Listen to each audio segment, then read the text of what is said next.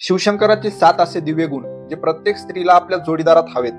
महादेव म्हणजे फक्त केवळ देव नाहीत, तर सर्वोच्च पुरुषत्वाचे प्रतीक आहेत.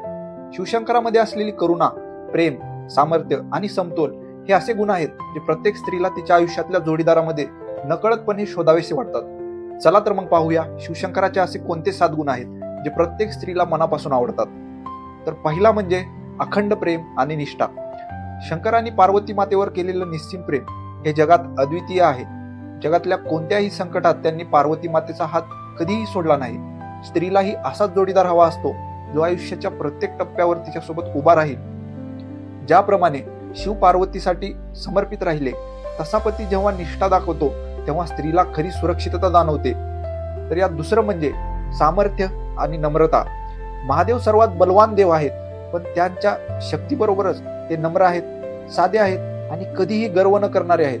स्त्रीला असा पुरुष हवा असतो जो सामर्थ्यवान असेल, पण त्यांच्यात नम्रतेचं सौंदर्यही असेल. जोडीदार जो संकटात रक्षण करतो, पण स्वतःला कधीही श्रेष्ठ न समजता समानतेने वागतो. तिसरा म्हणजे स्वीकारशीलता आणि निरक्षेप वृत्ती. म्हणजे काय?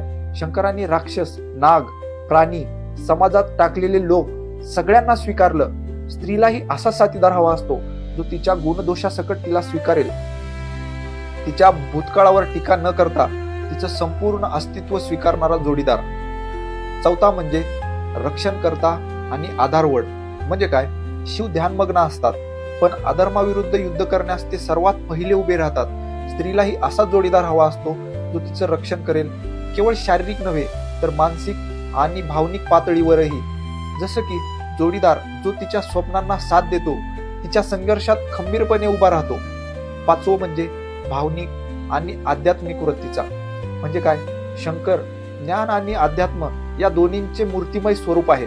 स्त्रीला असा साथीदार हवा असतो जो केवळ बाहेरूनच नव्हे तर भावनिक आणि आध्यात्मिक पातळीवरही तिच्याशी जोडलेला असेल.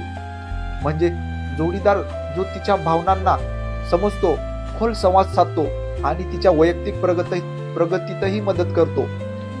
वैराग्य आणि प्रेम या दोन्हींचा समतोल. शिव ध्यानात मग्न असतात, पण पार्वती मातेसाठी त्यांचं प्रेम सदैव प्रखर राहतं. हा समतोल प्रत्येक नात्यात आवश्यक आहे. जसं की स्त्रीला असा जोडीदार हवा असतो जो तिच्या स्वातंत्र्याचा आदर करेल, पण प्रेमही मनापासून व्यक्त करेल. सातवं म्हणजे संयम आणि क्षमाशीलता. शंकर हे क्षमाशील आणि शांत वृत्तीचे आहेत. नातं टिकवण्यासाठी संयम आणि क्षमा या दोन गोष्टी फार महत्वाच्या आहेत.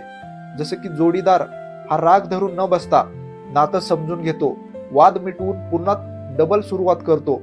शिवशंकराचे हे 7 गुण निष्ठा, सामर्थ्य, स्वीकार, संरक्षण, खोली, समतोल आणि क्षमा हे गुण एक सुंदर आणि यशस्वी नात्याची पायाभरणी करतात. आपण पूर्णत्वाला जाणू शकत नाही, पण हे गुण आत्मसात केले तर खरंच आपलं रिलेशन सुद्धा चांगलं होऊ शकतं.